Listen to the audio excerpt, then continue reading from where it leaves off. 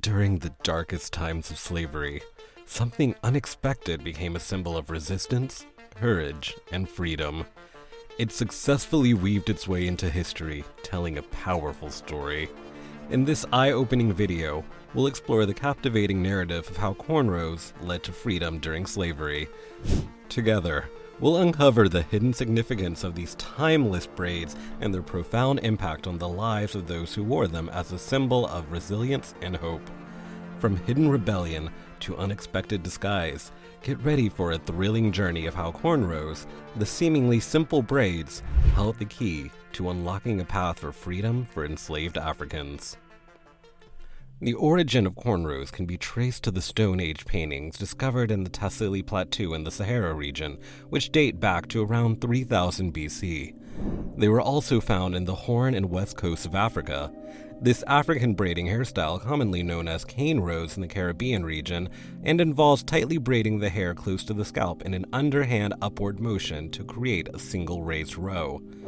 Cornrows are typically crafted in neat linear rows, but they can be also fashioned into various geometric and curving designs. As far back as 3000 BC, in ancient Egypt, both men and women adorned their heads with elaborate cornrows, which held deep cultural and spiritual significance. These intricately crafted patterns were more than just aesthetics for the Egyptians. They served as a visual representation of one's social status in the societal hierarchy, from commoners to pharaohs. Specific patterns of cornrows were dedicated to honoring gods and commemorating sacred rituals.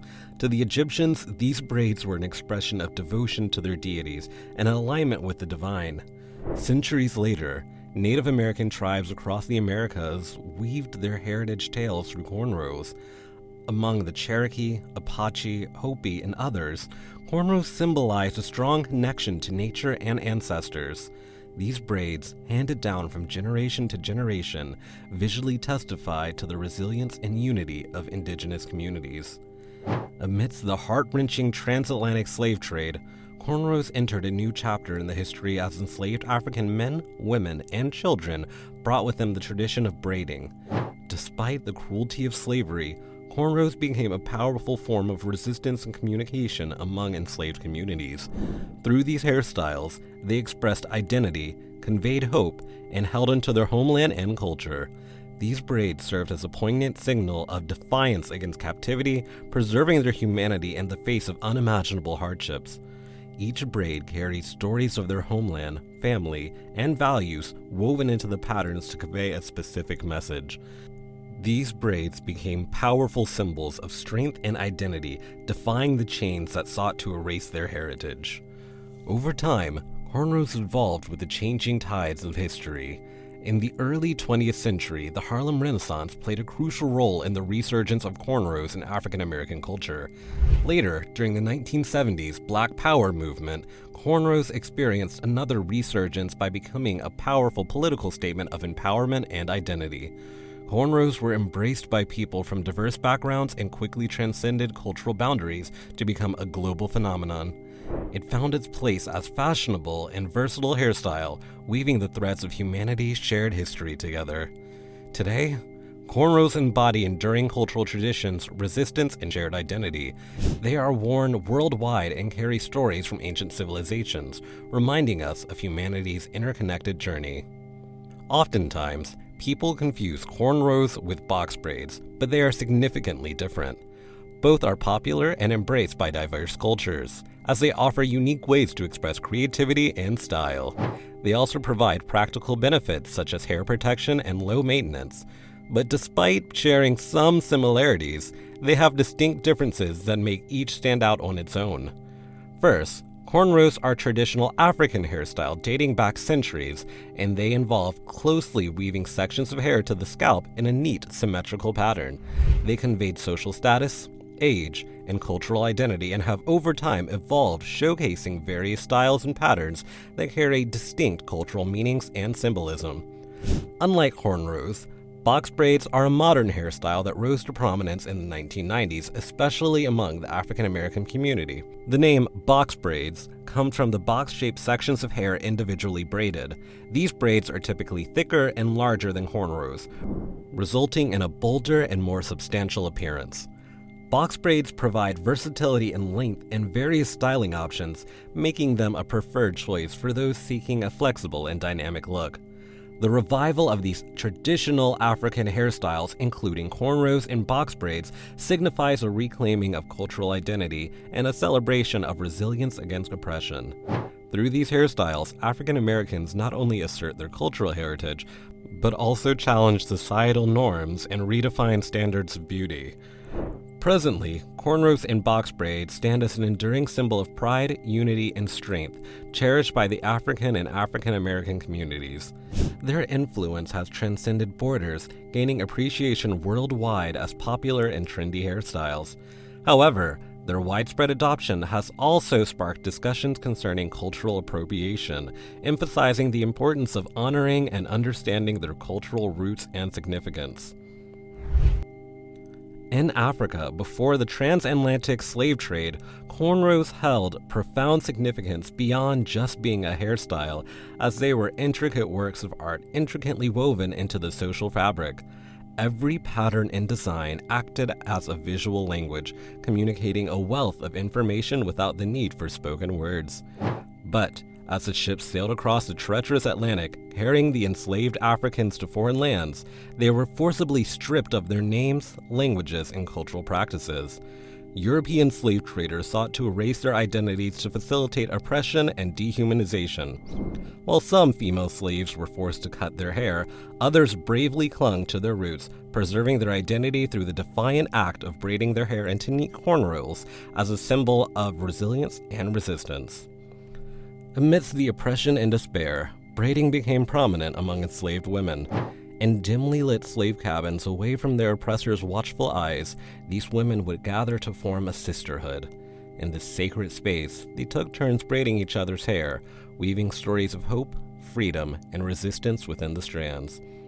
Cornrows transcended beyond mere adornment and became a survival tactic, enabling enslaved individuals to retain a semblance of identity amid brutal dehumanization.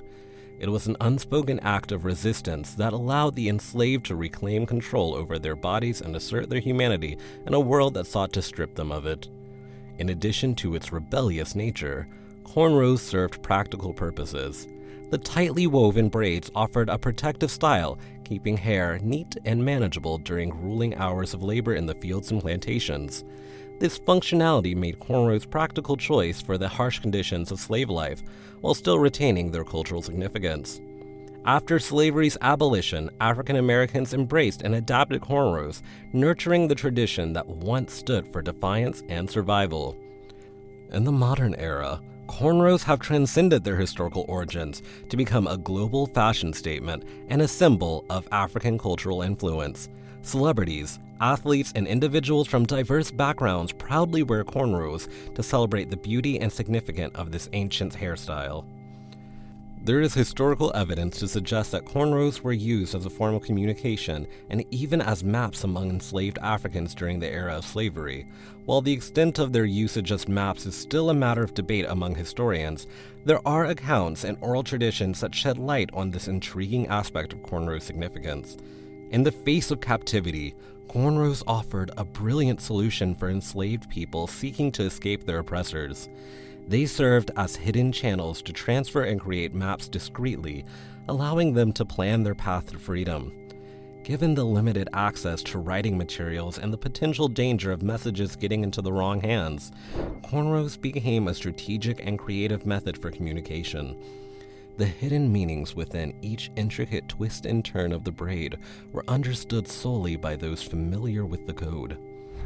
With the specific accounts and records of these coded messages are scarce due to the secretive nature of this form of expression, oral traditions and some historical sources suggest that certain patterns may have conveyed messages related to escape routes, safe houses, and other critical information relevant to their survival and pursuit of freedom. Specific braiding patterns represented landmarks, rivers, mountains, and other geographic features that could guide enslaved individuals on their journey. These patterns acted as a visual map that only those with knowledge of the code could decipher. These intricate braids also served as a discreet and clever means for slaves to conceal small, useful items in their new settlements. They skillfully wove seeds, herbs, or small tools into their cornrows, hiding them from their overseers and plantation owners. These hidden items proved valuable during their journey to freedom and when starting a new life beyond the boundaries of slavery. One prominent figure responsible for the concept of using women to create maps and transmit messages through their cornrows was Binkos Bioho, also known as Domingo Bioho. He was a significant African freedom fighter who played a key role in the fight against slavery in the colonial Colombia. Born in Angola during the late 16th century, he hailed from what is now modern-day Guinea-Bissau in West Africa. Tragically, he was captured by slave traders and transported to the Spanish colony of Colombia, where he was sold into slavery on the Caribbean coast. Just like many others, he endured the harsh conditions of forced labor on the sugar plantations, suffering under the oppressive system of slavery. After numerous attempts, Binkos Bioho successfully escaped the brutality of his masters and fled captivity along with some other slaves. They sought refuge in the dense jungles of Palenque de San Basilio, a remote area in present-day Colombia.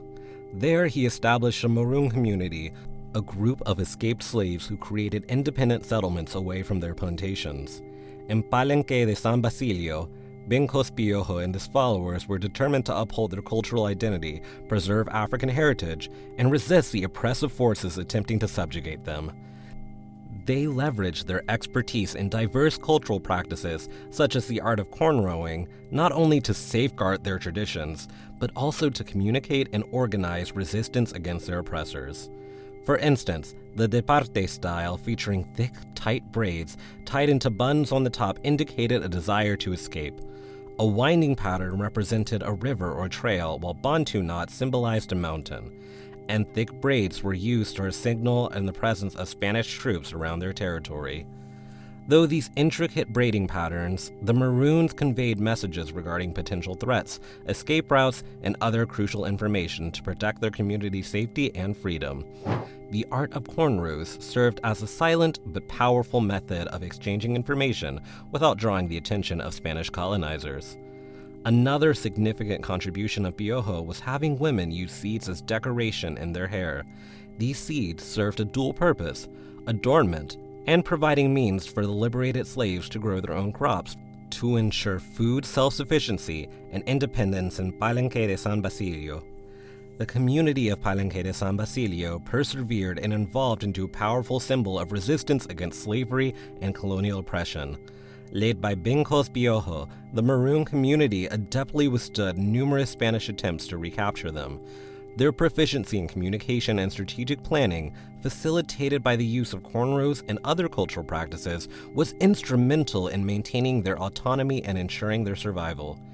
In 1605, the governor of Cartagena signed a peace treaty with the group, granting them a small section of territory, which is now known as San Basilio de Palenque. This allowed them to establish themselves as a community of free people. However, things took a dramatic turn in 1621 when a new governor wrote to Spain about Biojo's creation of the Palenque, a walled city where Spanish entry was forbidden. The Palenque was skillfully fortified and guarded by Biojo's soldiers. In response to the governor's attempt to send troops, Biojo's men disarmed them and sent them back with a firm warning never to return. The aftermath of this incident was disastrous as the governor responded with further armed troops, leading to the capture and execution of Binkos Bioho on 6 March 1621.